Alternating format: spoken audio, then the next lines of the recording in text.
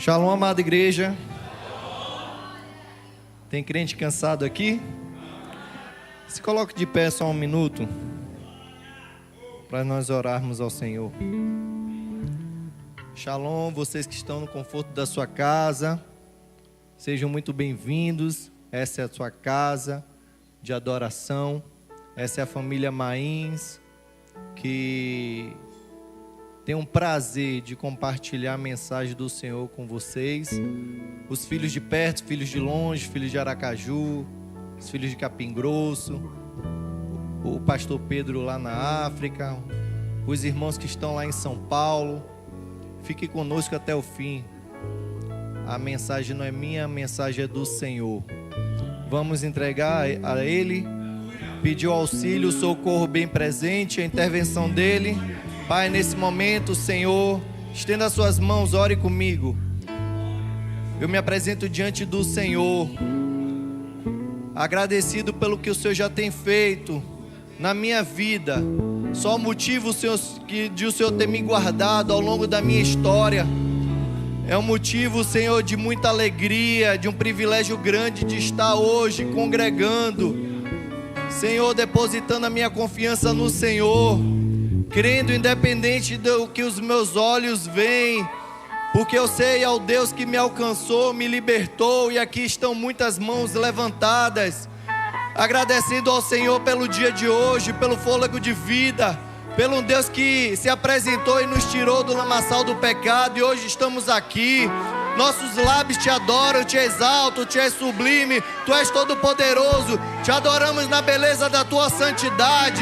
Não existe nenhum igual, nem próximo ao Senhor. O Senhor é o único, exclusivo, e nós somos, pela infinita misericórdia, a propriedade particular do Senhor.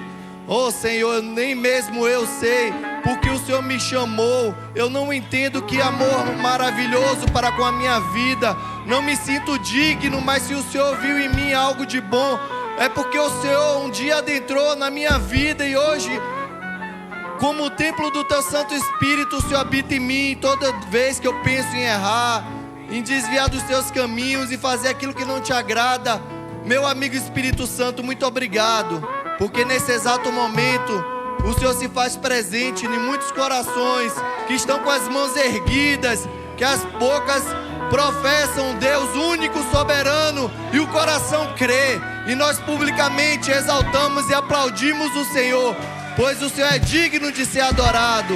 Em nome de Jesus, me ajuda, Senhor, porque de mim mesmo eu não tenho nada a oferecer. Fala com teu povo e pela tua infinita misericórdia ministra os corações. Em nome de Jesus, repreendemos todo mal e te agradecemos por cada intercessor que tem jejuado, pagado o preço e ajudado na obra do Senhor. Poder se assentar. Amém, irmãos? Culto de fé. Sem fé é impossível agradar a Deus. Estava saindo de casa e a pastora Simone mandou um réus. Se somente crer, verás a glória de Deus. E o Senhor, o Senhor é bom, porque para ver a glória de Deus nós temos que crer. Temos que depositar nossa confiança independente da circunstância.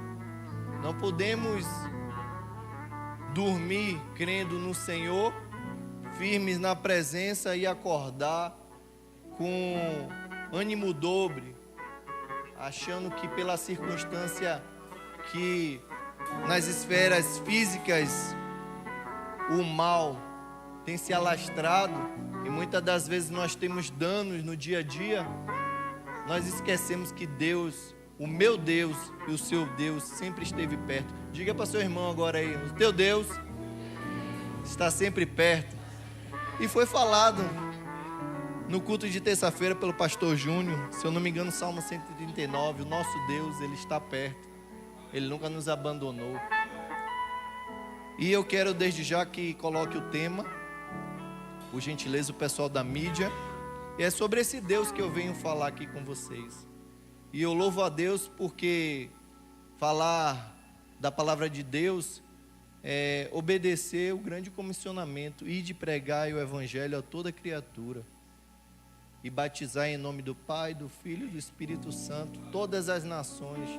Mas um dia eu fui criatura, eu não era filho, e muitas das vezes tudo que vinha não conseguia alcançar o meu coração, porque o Deus desse século veio cegar o entendimento dos incrédulos. E muita gente acha que tem Deus, mas Deus não o tem. E muita gente acha que é filho, mas na hora do registro, publicamente confessar, é difícil de fazer. Coloca os minutos que eu tenho aí para eu me basear, que eu sou péssimo nos minutos. Só para eu... E nós temos visto uma geração e muitas pessoas que... Eu tenho pensado muito no batismo, desde o batismo daqui da nossa igreja. Porque muitas pessoas com outra crença, outra fé, elas batizam criança. E eu estudando hoje, o Espírito Santo ministrou.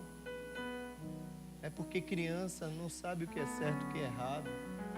E não tem como, mediante ao processar o que vai deixar de fazer, sacrificar, a partir do momento que professa a sua fé, publicamente desce as águas para ser um novo homem, uma nova criatura em Cristo Jesus, ela vai ter momentos de flashes de tudo que nós fizemos como homens que antes de conhecer a Deus, na nossa vida, todos os acessos que nós damos, com danos que nós fizemos a pessoas, agindo da nossa mesma forma, homens presunçosos, arrogantes, pecadores como nós. E nós achamos que o ato de se batizar quando criança, nós vamos estar livre do juízo de Deus. Maranata, ora vem, Senhor Jesus. Todo homem sabe que o juízo de Deus é certo, mas ele passa o tempo da sua vida no tempo de ignorância e muitas das vezes se tornando, fingindo de ignorante mediante a tudo que está vivendo, só para alimentar a carne. Muita gente tem resistido a Deus, muita gente tem feito aliança com Deus e se afastado de Deus. Mas Ele não se afasta de nós, como o pastor Júnior nos ensinou. Pregamos em diversos lugares e muitas pessoas, o que mais tem aí fora, são afastados da presença do Senhor. Mas eu prefiro falar desviado, mas afastado soa bem aos nossos ouvidos, não é? Eu não estou desviado, eu estou afastado. É isso que nós ouvimos todos os dias. Desculpa pura para você ser e viver o que você sempre quis viver. Porque nós não podemos servir a dois senhores, como o obreiro Davi bem falou aqui. Ou eu sou de Deus ou eu sou do mundo. Eu amo a Deus ou amo o mundo. Mas como pastor, a informação do Evangelho, das boas novas do Senhor vai chegar a todas as nações, sim. E tem chegado, porque o índice de pessoas que têm se afastado, se desviado do caminho do Senhor, é mais alto do que pessoas novas aceitando o Senhor. E onde quer chegar? Abra a palavra do Senhor no livro de Atos. Aí as mulheres da mentoria. Eita, quase a pastora Simone prega o que eu ia pregar. Atos 17.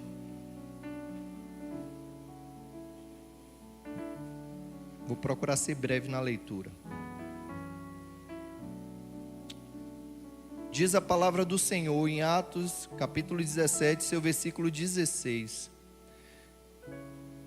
Enquanto esperava por eles em Atenas, Paulo ficou profundamente indignado, diga indignado, ao ver que a cidade estava cheia de ídolos. Pode passar. Amém. Enquanto, por isso, discutia na sinagoga com judeus e com gregos tementes a Deus, bem como na praça principal, todos os dias, com aqueles que por ali se encontravam. Alguns filósofos, epicureus e estoicos começaram a discutir com ele. Alguns perguntavam: o que esse tagarela está tentando dizer? Outros diziam: parece que está anunciando deuses estranhos. Diziam isso porque Paulo estava pregando as boas novas a respeito de Jesus e da ressurreição. Então levaram-no a uma reunião no Areópago, onde lhe perguntaram: podemos saber que novo ensino é esse que você está anunciando? Você nos apresenta algumas ideias estranhas e queremos saber o que elas significam. Todos os atenienses estrangeiros que ali viviam não se preocupavam com outra coisa senão falar ou ouvir as últimas novidades. Então Paulo levantou-se na reunião do Areópago e disse: atenienses, vejo que em todos os aspectos vocês são muito religiosos, pois andam pela cidade. Observei cuidadosamente os seus objetos de culto e encontrei até um altar, como está a inscrição ao Deus desconhecido. Ora, o que vocês adoram sem conhecer, este é o que eu anuncio a vocês. Amém? Até aí por enquanto. Aqui, Paulo, na viagem missionária, no seu versículo que antecede, Paulo tem um cuidado de blindar um dos seus soldados, Timóteo. Timóteo, a mãe era judia, o seu pai era grego, e para não criar choque entre os judeus, Paulo tomou cuidado de circuncidar Timóteo antes da viagem missionária. E assim o fez, porque os judeus que não recebiam de bom grado a palavra, a novidade que era anunciada, eles procuravam um pé para tentar denegrir, perverter, inverter tudo aquilo que era doutrina, sã doutrina, ministrada pelo homem de Deus, que ora, Saulo, escarnecedor, e depois que recebeu o entendimento das coisas celestiais, ele passou a ser um defensor dos princípios e valores cristãos. Antes perseguidor, hoje defensor, ao ponto de dar a sua própria vida em favor da causa do Evangelho de Cristo. E a palavra de Deus é viva e eficaz. Não tem como a palavra de Deus voltar vazia.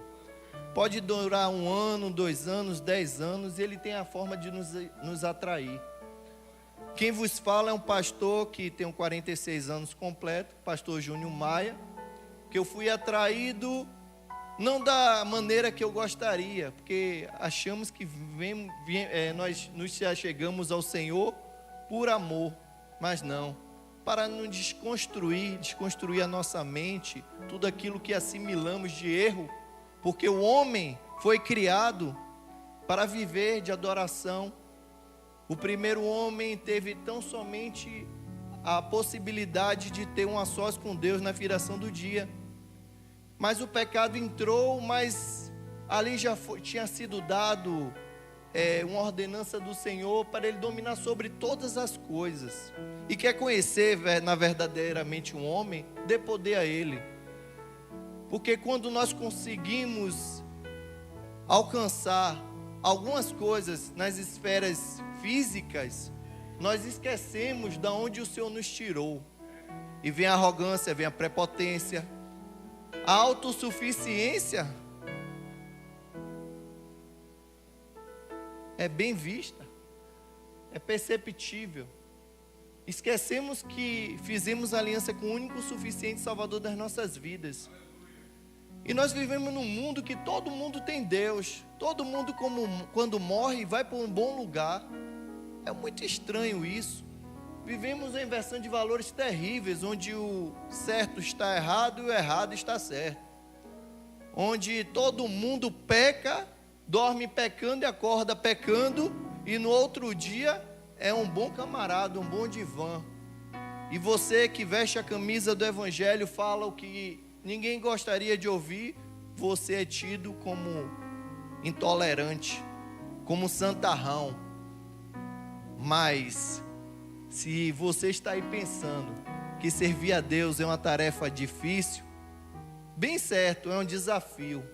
Mas pelaquilo que o Senhor nos criou, nos formou e nos habilitou para sermos, como um cargo que nunca existia, um pódio que nunca existia, nós somos mais do que vencedores. E como não vencer um desafio para alguém que já é mais do que vencedor? Deus nos criou pouco menores do que Ele, pequenos deuses, mas não por usurpação querermos tomar o lugar de Deus.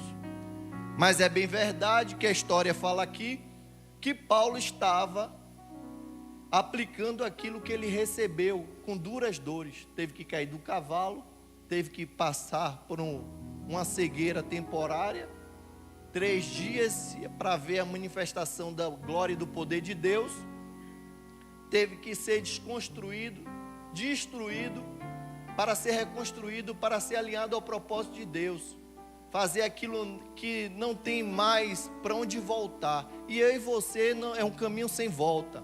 Se você está sentado aí olhando para mim, um dia você vai estar aqui pregando, um dia você vai estar aqui sacrificando. E a pastora Cris falou uma coisa que o Espírito Santo na hora testificou. Existem segredos escondidos em meio ao sacrifício no altar de Deus.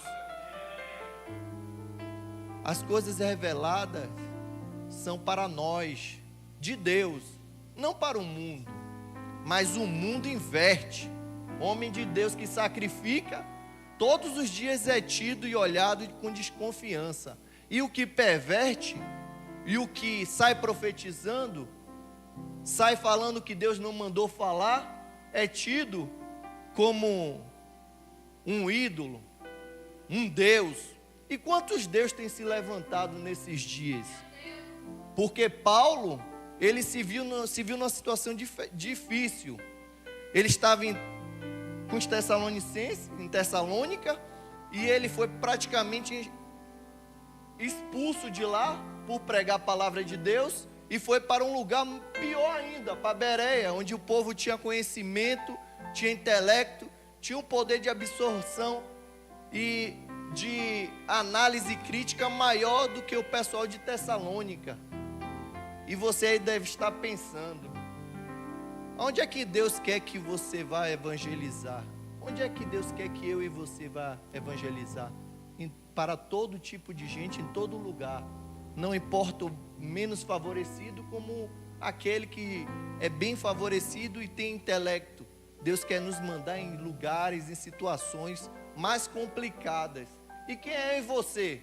Porque está na igreja a falar de Jesus com o microfone na mão, os irmãos tudo compactuando e concordando com a mesma fé em Cristo é fácil. Mas lá fora, eu sozinho, entre 4 paredes, num ambiente hostil, onde tudo que é falado é recebido de mau grado. Quem sou eu? Quem é você? Paulo, ele manda recado: apressa-te em trazer Silas e Timóteo. Paulo sabia que não era fácil, mas ele se encontrava sozinho em Bereia e foi encaminhado para uma área de conflito ainda maior, Atenas, lugar de centro cultural e intelectual, lugar de extrema perversão e inversão de valores, onde as pessoas cultuavam o corpo, onde existia imoralidade, onde faziam da ciência o seu Deus, onde o sexo não era algo natural, chegava a um ponto de praticar, ter atividades, ter prática de perversão, invertendo todos os valores. Em Romanos, não precisam abrir, Romanos 1,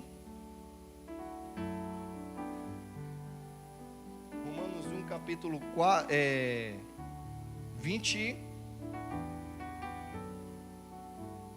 25 diz: eles trocaram a verdade de Deus pela mentira, adorando e servindo criatura em lugar do Criador, o qual é bendito para sempre.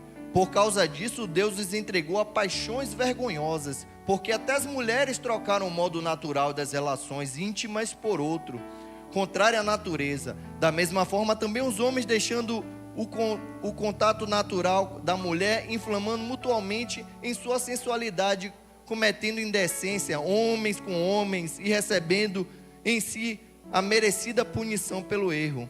E por haver desprezado o conhecimento de Deus, o próprio Deus entregou a um modo de pensar reprovável, para práticas de coisas que não convém.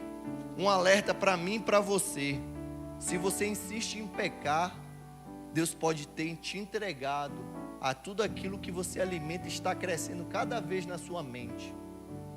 A pornografia, a traição, a mentira, tudo aquilo que não convém mais a um homem de Deus.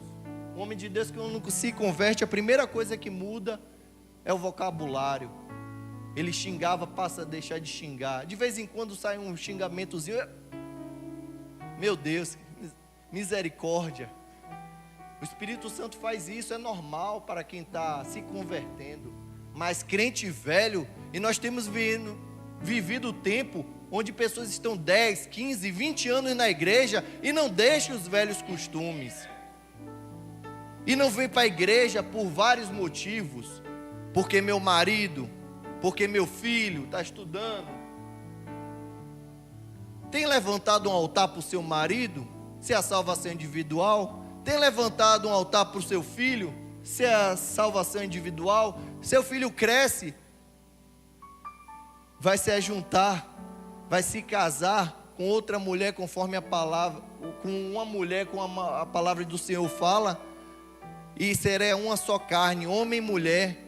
E a família vai deixar de ser família, vai passar a ser parentela. E você está aí cultuando um Deus que está crescendo dentro da sua casa, desenfreado, e você não está dando limite. E você deixa de vir para a igreja por causa de uma birra, porque a criança diz que quer que você fique em casa, e você tem que ficar para dar atenção. Seu marido a mesma coisa, está assistindo o jogo e disse: você vai hoje? Você não me ama não? Você acha que isso não acontece não? Muitas das vezes nós vemos lugares cheios de pessoas vazias, e esse lugar aqui não era diferente não. Paulo chegou e já teve encontro com os epicureus e com os estoicos. E quem seriam esses epicureus? Aquele povo que vivia uma vida desregrada, sem limites. Comamos, bebamos, nos alegramos, porque um dia morreremos. Para ele, não queria falar, nem saber notícias de juízo. Sabe, o vulgo popular: deixa a vida me levar para o inferno. E os estoicos? Aqueles que achavam que não existiria mudança. Eu nasci assim, vou morrer assim. Muitas das vezes você vai evangelizar: não, é porque minha família é católica e eu tenho que deixar, porque meu bisavô, meu tataravô, o cachorrinho, todo mundo era, e eu tenho que ser também. Não sabe nem ao Deus que está servindo. Mas você tem apresentado o Deus a quem você serve? Você tem vivido o extraordinário de Deus, pisando em lugares que você não é bem recebido, bem quisto, para se sentir um soldado limitado, mas que você tem um Deus grande dentro de você, que vai te habilitar para que mesmo sozinho, sem seus fiéis escudeiros, você abra a sua boca de forma profética e comece a ser um instrumento de Deus na vida de uma pessoa, de um casal, de uma família, que pode ter o norte a vida transformada através da sua vida? Carrego comigo as marcas do Evangelho de Cristo. Combati o bom combate, guardei a fé, encerrando a minha carreira com a fé guardada. É culto de fé. E qual a fé que você tem depositado? Qual a fé que você tem apresentado ao mundo? E o tema é apresentando o Deus desconhecido. Porque Paulo chega em Atenas e ele não deixa de fazer o que ele foi chamado para fazer. Começa a doutrinar aquelas pessoas, falar da morte e ressurreição de Jesus, falar do plano de salvação, falar do juízo de Deus, falar de tudo aquilo que nós vivemos, vivenciamos, aprendemos hoje, mas temos que botar em prática lá fora, independente de quem está nos ouvindo, independente da capacidade de discernimento ou de entendimento, porque muitas pessoas já chegaram ao ponto de se sentir o próprio Deus. Você prega e parece que você está pregando para o próprio Deus. Já vem com respostas prontas, mas há poder no nome do Senhor. Porque um dia, o Rei, o nosso Senhor, se apresentou como um homem, desceu do seu trono de glória, em carne, se despiu, foi humilhado, foi perseguido, foi julgado, se tornou maldito por mim e por você, pelos nossos pecados na cruz, me substituiu naquela cruz do Calvário, e foi calado, até a morte de cruz, como ovelha muda, santo, sacrifício perfeito, e ele se tornou maldito por nós, mas ao terceiro dia, ele ressuscitou, e hoje nos deu acesso para que hoje estivéssemos aqui e proclamasse o seu nome, que de sobremaneira o próprio Deus que humilhou e permitiu a humilhação, o exaltou e colocou um nome que está acima de todos os nomes, e aplauda o nome do Senhor, porque é Ele que tem que ser adorado, não sou eu, não é homem, não é placa de igreja, é um Deus que nos resgatou.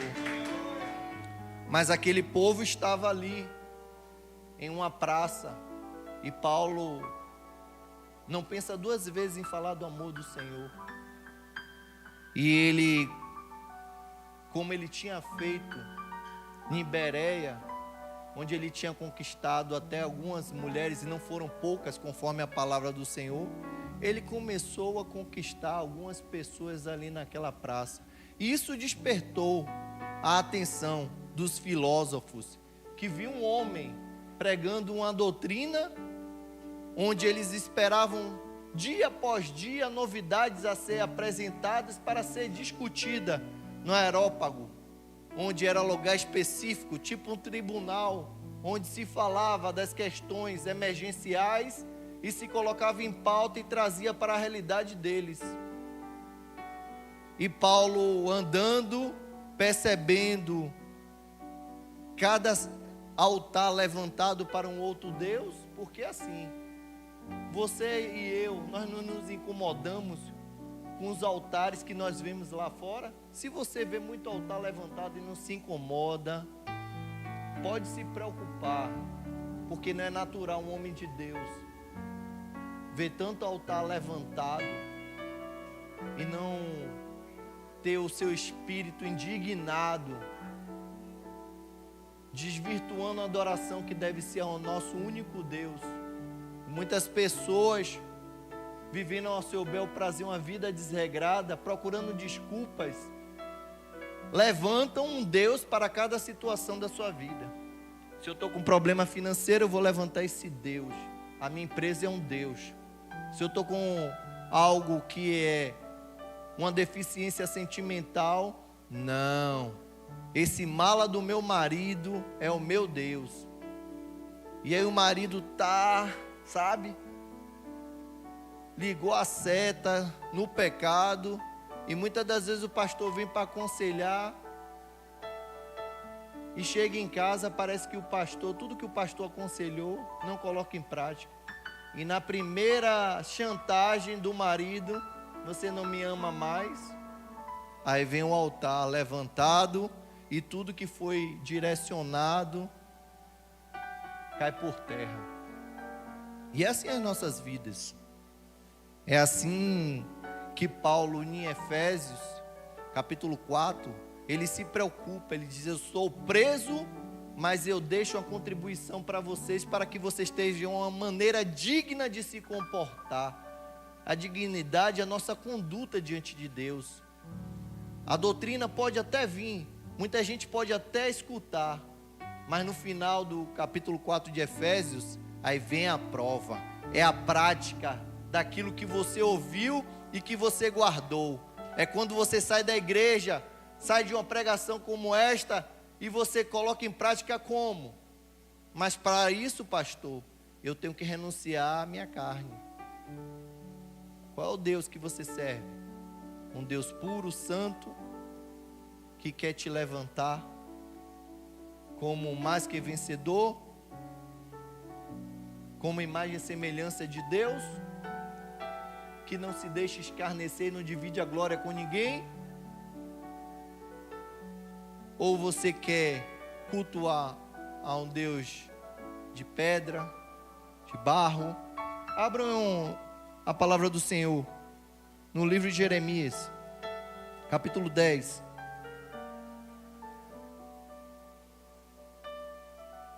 Vou andar, passa rápido. Diz assim: não aprendam o caminho dos gentios, nem fiquem com medo dos sinais dos céus, porque com eles os gentios se atemorizam. Porque os costumes dos povos são vaidade, tudo é vaidade. Cortam a árvore do bosque e um artífice a talha com machado, com prata e ouro a enfeitam, com pregos e martelos fixos, para que não caia. Ídolos são como um espelho em pepinal. Eles não falam, necessitam quem os leve, porque não podem andar, nem tem receio deles, não tenho receio deles, pois não podem fazer mal, também não podem fazer bem.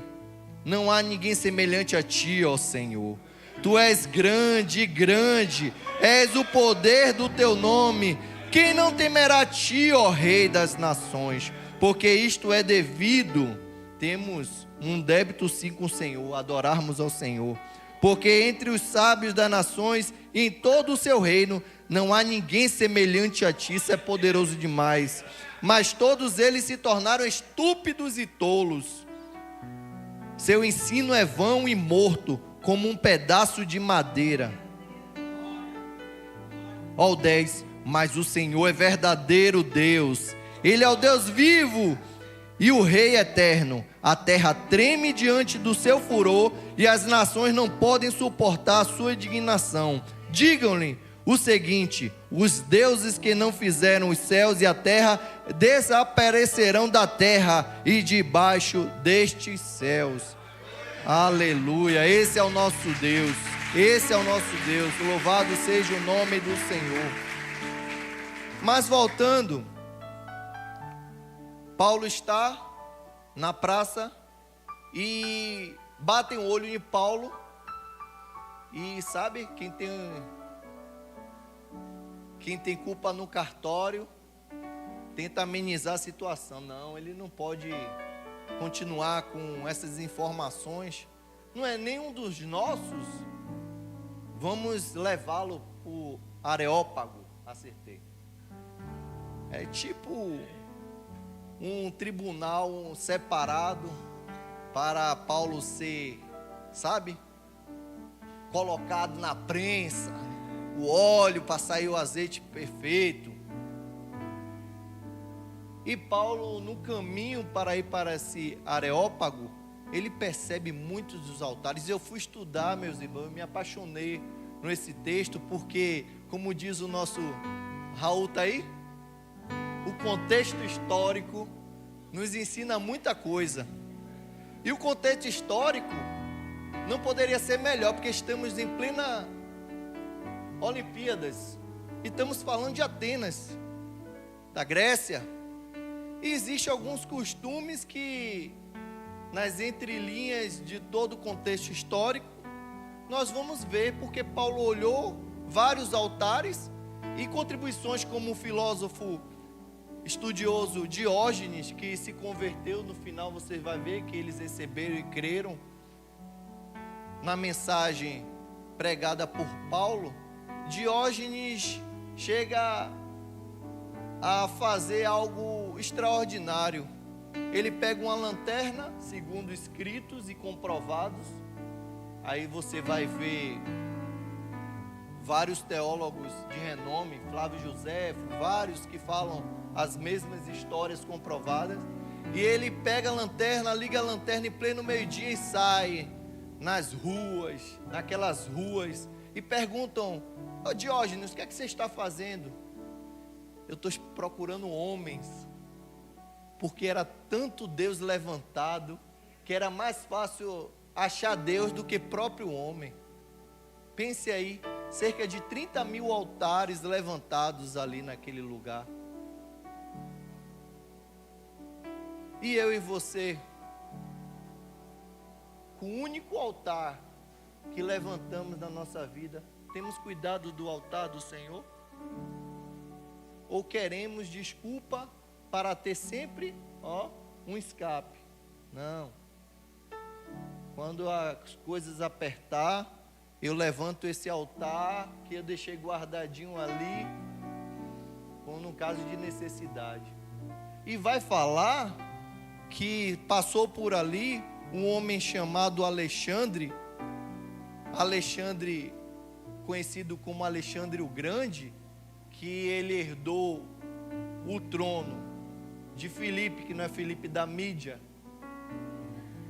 é Filipe II, o pai que morreu, e ele, antes de completar a maioridade, ele assumiu e era um estrategista nato, ganhava muitas das batalhas, e era de costume dos povos antigos, toda vez que conquistavam um rei, ele tirava a coroa da cabeça do rei, pegava o seu Deus, que aquele rei servia, cultuava, e trazia para sua terra natal, para deixar de stand-by, caso precisasse em uma emergência. Assim somos nós quando não somos trabalhados totalmente por Deus, quando não entregamos a nossa vida exclusivamente ao nosso Deus, único, suficiente Salvador das nossas vidas, o nome que está acima de todos os nomes, e sempre tem lá um escapezinho na hora que a ação carnal bate. Aí eu lembro, o telefone toca, ou eu vou na agenda, olhar o que não devo olhar, me lembrar do passado, me lembrar do altar que eu deixei de stand-by, ao invés de queimar. Um altar de Deus que não ouve, não fala, não faz o bem, nem o mal, como está aqui em Jeremias. E me lembrou muito da passagem de Elias, onde estavam com os profetas de Baal, e ele é desafiado e ele fala assim: pode aí levantar esse altar de sacrifício, começa a invocar, e começam a chamar, chama mais alto, talvez ele esteja ocupado, grita, talvez ele esteja dormindo, e não há fogo no altar, porque fogo do altar, mesmo que tenha água, mesmo que essa situação seja impossível, mesmo que tenha jogado água nos seus planos, nos seus projetos, como a labareda de fogo vem, Ele faz de novo nas nossas vidas. Deus é um Deus de novidade, mas Deus também é o Deus de restaurar sonhos e projetos. Esse é o nosso Deus. E Paulo, ele dá continuidade e me faz lembrar que esse Alexandre, ele, por ter conquistado muitos povos, muitos reinos, ele deposita muitos altares naquele lugar e cultua muitos deuses e deuses pagãos, e o povo é pagão, o povo é escarnecedor, e tudo para todos os olhares, você vê um Deus levantado. E Paulo segue na sua caminhada de conquista. E segundo o fato histórico e comprovado, não satisfeito com a conquista, Paulo, ele almeja os jardins suspensos da Babilônia, e passando em direção à Babilônia, passando ali pelo Egito, chega um ponto que ele chega em Israel, e próximo de Israel, vai falar o contexto histórico, que ele está com quatro comandantes, os quais vai adiante, mas num dado ponto, o sacerdote começa a interceder pelo povo de Deus, e se apresenta a Alexandre o Grande, e numa ação inesperada, pelo contexto histórico, Alexandre Grande, ele desce do cavalo e se prostra, e aqueles comandantes não entendem porque essa atitude de alguém que nunca perdia a batalha. E ele fala: é porque toda vez que eu saio para conquistar, esse sacerdote aparece no meu sonho. E aquilo desconstrói muito na cabeça de quem vê uma eminente invasão e apenas existe resquícios da influência grega na cidade santa. Porque Olimpíadas é uma influência grega. Deus escolhe pessoas para lhe representarem. É o inverso. Os deusins escolhem pessoas que guerreiam entre si numa competição, e quem vencer, lhe representando, vai lhe intitular como Deus soberano. E a Olimpíada nada mais é do que uma disputa onde quem sai vencedor determina que aquela nação ela é soberana sobre a outra.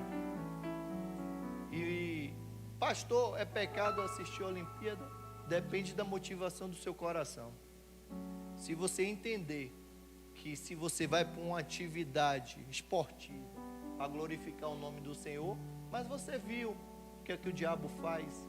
Ele quer perverter, como foi feito naquela última ceia, como foi feito impedindo os atletas de Cristo de glorificar o nome do Senhor, para se tornar natural para mim e para você que está assistindo um canal onde nós vamos ver apenas esporte. Isso é, no físico pode ser que sim, mas no espiritual existe uma batalha terrível, porque existe sim Paulos naqueles lugares ali na Olimpíada que estão fazendo o que eu e você já deixou de fazer há muito tempo, ganhando alma para o Senhor. Aqui tem atletas na igreja, e esses atletas estão sendo doutrinados a aprender e a colocar em prática lá fora, para apresentar o Deus a quem eles servem, que eles conheceram, que eles levantaram um altar, o único altar a ser levantado.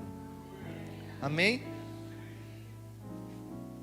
E diante dessa situação, nós podemos ver que qual era a intenção de Alexandre o Grande.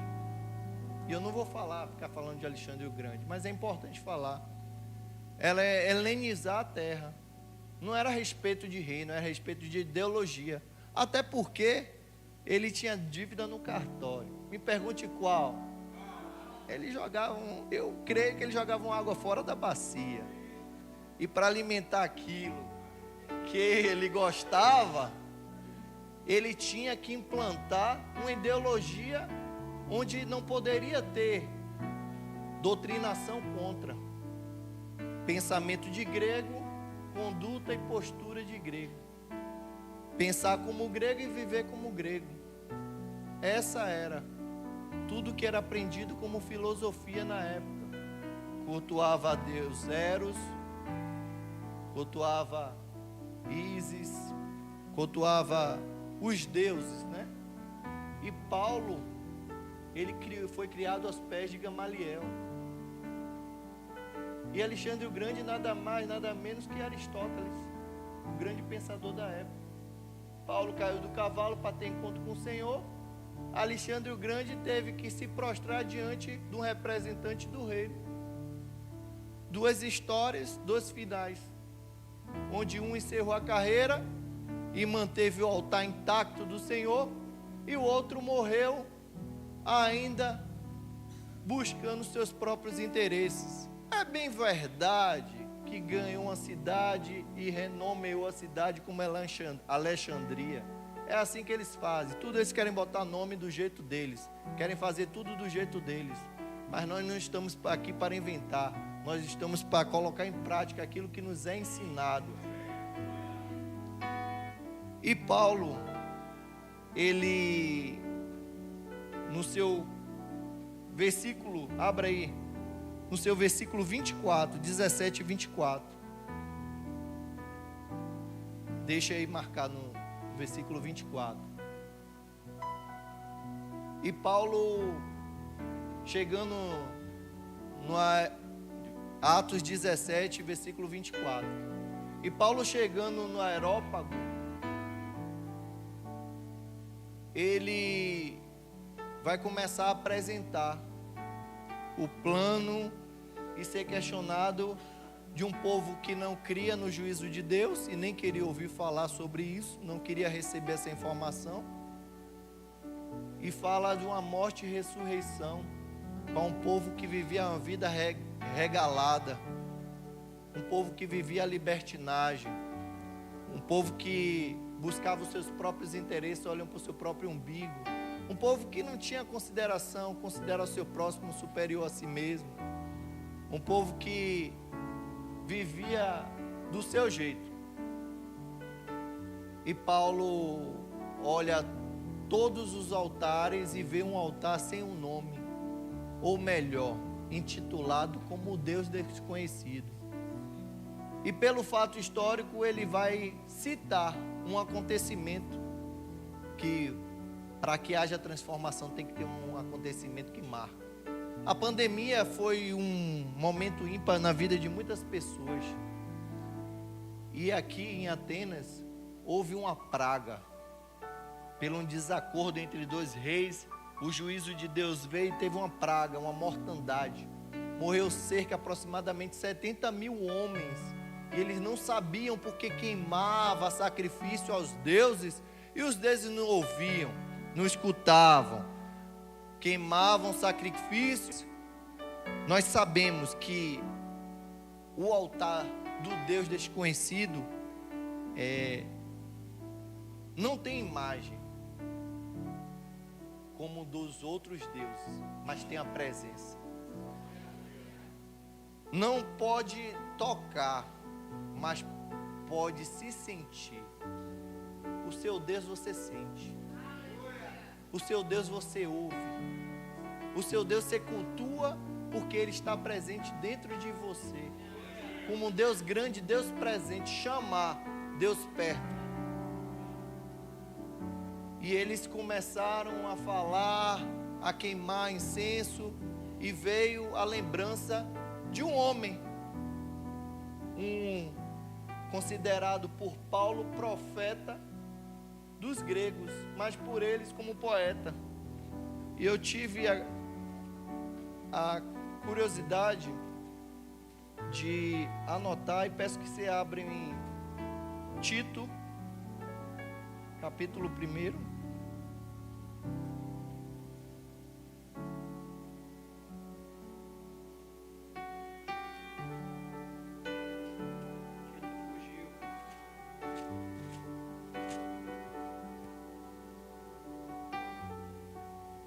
E nesse poema, pelas escrituras comprovadas por esses historiadores, cito Flávio Joséfo, Diógenes, foi achado um manuscrito, um poema chamado Crética, que diz assim: eles fizeram um túmulo para ti, ó Santo Altíssimo.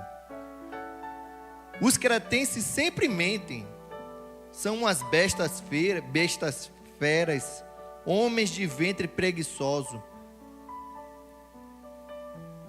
Não está no texto, eu vou ler o texto daqui a pouco.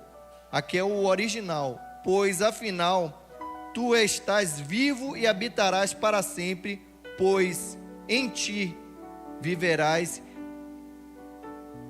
viveremos e nos movemos e temos a nossa geração. Esse foi um poema de um poeta chamado Epimênides, que ele não era benquisto, ele não era de Atenas, ele era das ilhas de Creta, em específico de Nossos, se eu não me engano, e ele foi chamado de forma emergencial, porque foi lembrado que um dia ele trouxe resposta. E aquele filósofo, poeta, mesmo não sendo benquisto porque falava a verdade, e ser profeta é isso, é falar que muitas coisas que as pessoas não vão gostar de ouvir.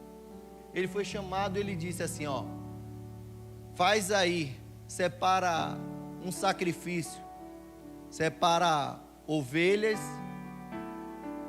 e deixam aí e não dão alimento próximo ao Areópago. E do decorrer, durante a madrugada, ao amanhecer do dia, momento que normalmente elas se alimentam, as que se deitarem, você pega e sacrifica e levanta um altar e intitula como Deus desconhecido. Eu fico me perguntando, onde esse homem tirou esse entendimento de sacrifício a um Deus que não era intitulado, um Deus desconhecido? Certamente, esse homem teve uma outra presença antecessora a essa, sobre um Deus que ele não sabia o nome, mas ele sabia que estava acima de todos os outros deuses. E ele falava aquilo porque ele começava a falar para os cretenses que estavam fazendo coisas que não agradavam, mentindo, usurpando. E Paulo, ele vai falar em Tito, falar em falsos profetas, e no capítulo 1, no seu versículo 12, ele vai dizer: foi um dos cretenses, um próprio profeta deles, é Paulo falando, viu? Está na Bíblia, que disse: os cretenses são sempre mentirosos, feras terríveis, comilões preguiçosos. Este testemunho é verdadeiro. O maior pregador das nações, Paulo, fala de um homem que, tido como poeta, como filósofo, considerava como um profeta que tinha, mesmo sendo profeta deles, tinha um testemunho verdadeiro. Porque a própria palavra, o apóstolo falou em uma pregação aqui, cretenses, vem de cretinos. Cretinos vem de cretenses, desculpe, ao contrário. Porque eram pessoas que mentiam muito, se perdiam. Eles mentiam que nem percebiam que estavam mentindo, se perdiam nas suas próprias mentiras. E aí foi intitulado cretino, pessoa sem escrúpulo, que faz, que nem percebe que está fazendo. É herança lá, do tempo antigo, de um homem que teve uma experiência com Deus e que há 600 anos atrás, daquele período em que Paulo estava sendo colocado na parede, ele veio a ser lembrado por Paulo que Epimênides trouxe resposta, que para a solução daquela praga tinha que fazer uma adoração a um único Deus, onde todos os outros deuses não respondiam. Existia um desconhecido por nome, sem imagem, mas que é o único que tinha resposta para a vida daquela nação, para aqueles homens que já tinham morrido, 70 mil homens durante essa pandemia. Eu vi muitas almas descendo à sepultura sem aceitar o Senhor, vi muitas almas também se rendendo ao Senhor, mas passou a pandemia como se nada tivesse acontecido na nação. continuam levantando deusins nessa nação. E nós, com um altar tão puro, um altar que nos foi ensinado, que conhecemos o nome do Deus que se apresentou para nós, que nos resgatou. Como tem sido o nosso sacrifício? Sacrifício em vão? Sacrifício de tolo?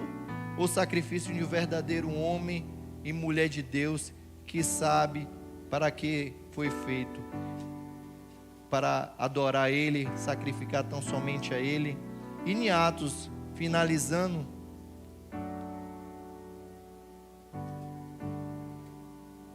no seu versículo 17, capítulo 17, versículo 24, vai dizer: eu vou apresentar a vocês o Deus que vocês têm que apresentar um sacrifício, que Epimênides há 600 anos atrás trouxe resposta para vocês, mas parece que vocês esqueceram que está aí, ó, o altar sujo, enquanto os outros estão limpinhos, esquecido em meio a tantos outros deuses.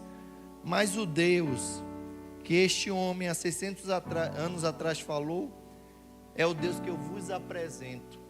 O Deus que fez o mundo e tudo que nele existe. 24. Sendo ele Senhor do céu e da terra, não habita em santuários feitos por mão de homens. 25.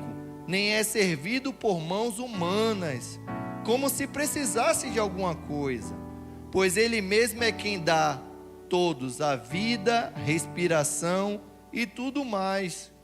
De um só homem fez todas as nações, de Adão, para habitarem sobre a face da terra, havendo fixado tempos previamente estabelecidos e limites da sua habitação, para buscarem Deus, se porventura tateando não possam achar, ainda que não esteja longe de cada um de nós. Deus não está longe de cada um de nós, não precisa disso. Quando você faz uma aliança com o Senhor, Deus está dentro de nós. Nós somos sacrifício vivo e agradável ao Senhor, pois nele vivemos, ó Epimênides, nos movemos e existimos, como alguns dos poetas de vocês disseram, porque dele também somos geração. Ó Epimênides, ó Paulo confirmando como um testemunho verdadeiro, e a palavra do Senhor trazendo contexto cultural, dados históricos, com ministração e testemunho de quem tem respaldo para falar para mim e para você. Você tem apresentado o Deus a quem você serve? Qual a expectativa que você tem criado quando você vem para a igreja? Você dorme no culto? Isso é a ação Satanás que toma a sua mente e não deixa que você escute a palavra de Deus, porque essa palavra não é minha, é do Senhor.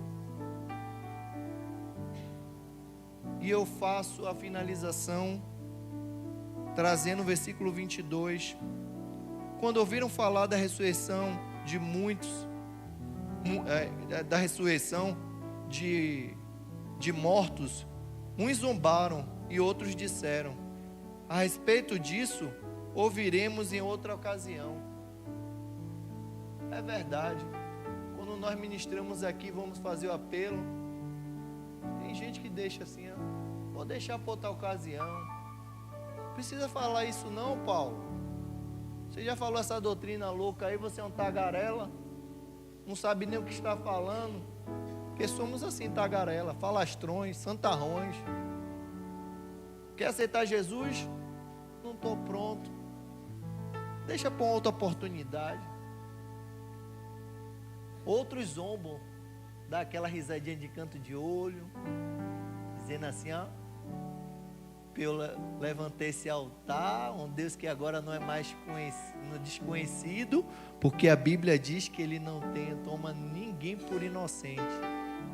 E o versículo, o capítulo aqui vai dizer que tem um tempo da ignorância, e foi apresentado um Deus para você, e falou da ressurreição, falou do juízo, e você fez risadinha de canto de boca. e você disse assim para o pastor ou para a congregação que testemunha a sua entrega no altar, deixa para o próximo culto, ainda não é o momento. Mas tiveram aqueles que creram, como Dâmaris, como Diógenes, como mulheres gregas cultas, de poder aquisitivo alto, que pelo poder do evangelho transformador foram alcançadas, que abriram o seu coração. Se faz necessário dizer, vai continuar do jeito que você está, ou vai abrir o seu coração, a sua mente e os seus lábios para anunciar, para que aprendam quem é o Deus desconhecido, o qual você serve. Se coloque de pé. Amém?